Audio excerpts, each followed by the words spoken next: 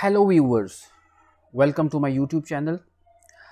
हम अपनी पिछली वीडियोस के अंदर एंग्लो सेक्सन लिटरेचर डिस्कस कर रहे थे, तो आज उसी सिलसिले का, उसी सीरीज़ का जो है वो तीसरा हिस्सा आप मुलाहिज़ा करेंगे। तो हम एंग्लो सेक्सन शायरी को डिस्कस कर रहे थे और एंग्लो सेक्सन शायरी के अंदर हम रिलीजियस पोइट्री, जिसको मजहबी शायरी कहा जाता है, उसके बारे में बात करेंगे आज। जो मजहबी नज़में हैं उनकी तादाद बहुत ज़्यादा है, लेकिन अदबी लिहाज से वो बहुत इम्पेक्ट क्रिएट नहीं करती। कहा जाए तो थोड़ी वीक है, कमज़ोर वाक़या हुई हैं डिक्शन के एतबार से। मगर मजहबी और अखलाकी मसाइल या नकात को देखा जाए तो वो उन्हें बहुत ज़्यादा हमें मिलते हैं। इनको तीन हिस्सों में तकसीम किया जा सकता है। पहली वो है जो मौसीकार कैडमॉन के साथ मंसूब की जाती हैं। कहते हैं कि वो कहीं एक खानकाह में रहता था और बड़ा नेक आदमी था, मगर उसे he was not very much fond of music.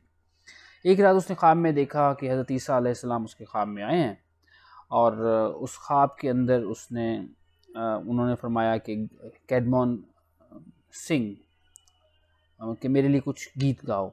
जब वो सुबह उठा तो शायरी और मौसीकी की सलाहियतें उसके अंदर पैदा हो गई थी। प्रीस्ट जो थे उन्होंने उसका इम्तिहान इस तरह से लिया कि होली बाइबल के कुछ हिस्से उसे तर्जमा करके सुनाए, और उसने क्या किया, उसको नज़्म की फार्म के अंदर ले आया, तो उसके अंदर ये क्वालिटी आ गई थी। इसके बाद उसका यही काम हो गया कि इंजील या जिसको हम बाइबल कहते हैं उसके वाक़यात को नज़्म करे, पोइटिक फार्म में बयान करे। चुनांचे उसकी नज़्म हमें इस दुनिया की स्टार्ट होने से लेके क़यामत के दिन तक के जो वाक़यात हैं, जो बिब्लिकल वाक़यात हैं, वो हमें उसकी शायरी के अंदर नज़र आते हैं।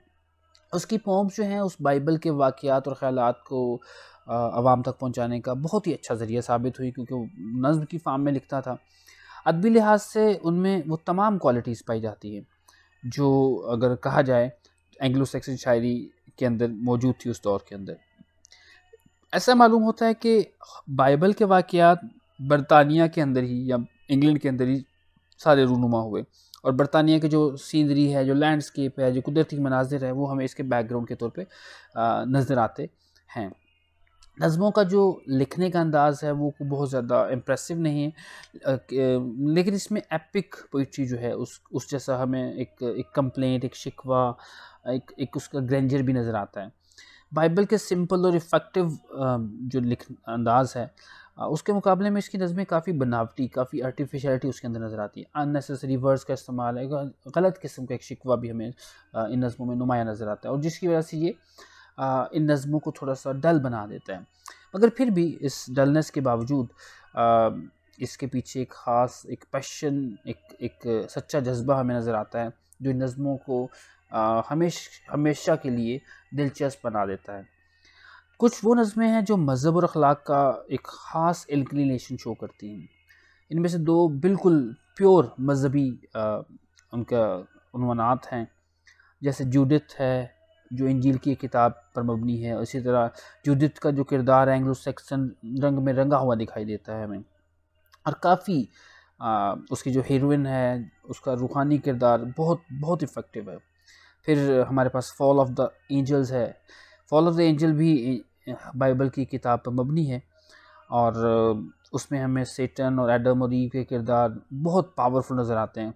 कुछ स्कॉलर्स ये भी मानते हैं कि शायद जॉन मिल्टन जो है, उसने जब अपनी पोम पैराडाइज लॉस्ट लिखी थी तो शायद उसने ये नज़म ज़रूर पढ़ी होगी। लेकिन फ़न के लिहाज से ज़्यादा पैराडाइज लॉस्ट के साथ इस पोम का, जिसे हम फॉल ऑफ द एंजल्स बोल रहे हैं, उसका कोई मुकाबला नहीं। ऑफ कोर्स मिल्टन का मकाम जो है वो बहुत ज़्यादा है। कुछ वाक़यात के अंदर हमें गैर ज़रूरी तौर पे तकरार नज़र आती है, और जो वर्डीनेस है और वर्बोसिटी बहुत नज़र आती है, और इसी किस्म के दूसरे भी हमें कुछ ऐसे डीमेरिट्स कह लें जो हमें इस नज़्म को एक बड़ा मकाम तक बड़ा मकाम देने के लिए हम रुक जाते हैं कि शायद ये नज़्म इतनी कमाल की नहीं है। फिर तीन ऐसी नज़में हैं जिसके अंदर पर्सोनिफिकेशन बहुत ज़्यादा है। उनमें से जो बड़ी मशहूर पोम है वो है the dream of the rood. इसके अंदर हमें शायर दोबारा से ख्वाब के तौर पे ख्वाब हमें, एक ड्रीम जो है हमें उसकी डिपिक्शन मिलती है, जिसमें मुक़द्दस स्लीब जो है एक ख़ास सिंबल के तौर पे नुमायाँ होती है। फिर एक और जो पोम है वो है बेस्टियरी। बेस्टियरी के अंदर जैसे कि नाम से ज़ाहिर है ये 20 से निकला है, जिसमें एक पैंथर, एक वेल और इन चीज़ों के ज़रिए जो है वो अखलाक का दर्स देने की कोशिश की जाती है। फिर एक और पोम जो है जो उस दौर में है वो है फिनिक्स। द फिनिक्स जो है इसमें भी हमें एक मिथोलॉजिकल बर्ड नज़र आता है और साथ ही हमें जन्नत के नकूश जो है या उसकी जो इमेजरी है वो नज़र आती है। ये नज़्म भी फ़न के लिहाज से बड़ी कमाल की पोम है। जो आखिरी 5 पोम्स हैं वो जो अखलाकियात के लिए या अखलाक सिखाने के लिए इस्तेमाल होती है, वो एक में से एक गिफ्ट्स ऑफ मैन है, फिर एक वियर्ड्स ऑफ मैन है, फिर एक पोम है 10 instructions of a father to his son, फिर एक dialogues between Solomon and Saturn, फिर discovery of the soul to its body. इन सब में जो कहा जाए तो जो क्रिश्चियनिटी से जुड़ी हुई बातें जो अखलाक सिखाने के लिए अखलाक की वजाहत की गई है, बेसिकली स्पिरिट क्या है, बॉडी, डेथ, दुनिया को छोड़ देना, इन चीज़ों पे जोर दिया गया है। और ट्रांजिएंट नेचर जो है दुनिया की, और ट्रेजेडी इसके अंदर जो है, जो वूज़ हैं, जो वरीज़ हैं, और एक डार्क हमें एटमॉस्फियर नज़र आता है जो शायद आज के ज़माने के रीडर के लिए बड़ा ऐसा हो कि वो उसको वो उकता सकता है। लिखना और उसके अंदर एक म्यूज़िकलिटी काफ़ी ज़्यादा नुमायाँ है, लेकिन अक्सर इससे कुछ बेहतर भी हैं। इन तमाम पोम्स का मकसद बेसिकली मज़हब की तबलीग है, और मज़हब की तबलीग इस दौर का ख़ासा है, और अदब के इस मकसद को पूरा करने के लिए इन नज़मों का सहारा लिया गया है।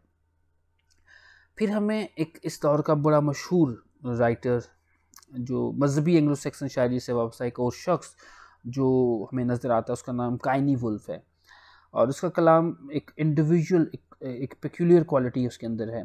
काइनी वुल्फ की बात कहा जाए तो उसके बारे में एक इत्तेफाक नहीं पाया जाता है कि शायद बेशतर जो काम हम तक पहुंचा है वो 8वीं सदी के वस्त में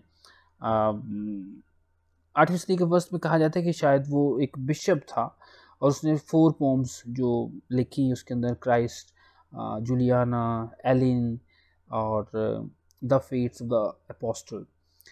अच्छा, इनकी जो तसानीफ़ हैं इसमें हमें 4 और नज़में जो शायद क्रिश्चियन स्कॉलर्स जो हैं उनकी, या क्रिश्चियन सेंट्स जो हैं उनकी ज़िंदगी के हालात पर मबनी हैं, काइनी वुल्फ के साथ मंसूब की जाती हैं, लेकिन बड़े शकूक व शुबहात के साथ, तो शायद उन पोम्स का ज़िक्र यहाँ पे मुनासिब नहीं रहेगा। जूलियाना, एलिने और एंड्रिया ये कुछ गैर ममालिकी ख़वातीन हैं जिनकी ज़िंदगी के वाक़यात बयान किए गए हैं इन पोम्स के अंदर। ये सब नज़में जो हैं उनके वाक़यात और उनके मिरेकल्स जो हैं वो हमें नज़र आते हैं। उनमें काफ़ी हमें फ़िक्शन का एलिमेंट वाज़े दिखाई देता है। ज़बान बहुत कलरफुल है, बड़ी उसके अंदर एक वैरायटी नज़र आती है, मगर थोड़ा सा हमें उसकी लैंग्वेज के अंदर एक सिमेट्री बस का जो है ना, कलरफुल होने के बावजूद सिमेट्री उस सेंस में कि उसके अंदर पोइट्री वाली बात हमें नज़र कम आती है। और तमाम जो सर्कमस्टांसेस हैं जो क्रिश्चियनिटी के हवाले से, क्रिश्चियनिटी को फैलाने के हवाले से, दुनिया को तर्क करने के हवाले से, ट्रेजेडी और जो गम है वो हमेशा रहेगा, उसकी परमानेंस के बारे में, और इसी तरह के बहुत सारे स्पिरिचुअल डिके, या अगर आप खुदा से दूर होते हो तो आप किस तरह ज़िंदगी के अंदर खुश नहीं रह सकते, इस तरह के मौज़ूआत जो हैं आपको इनकी पोइट्री में नज़र आते हैं। तो जी, thank you very much for watching this video. अगर आपको वीडियो अच्छी लगे तो ज़रूर इसको देखिएगा, दोस्तों से शेयर कीजिएगा। बहुत शुक्रिया।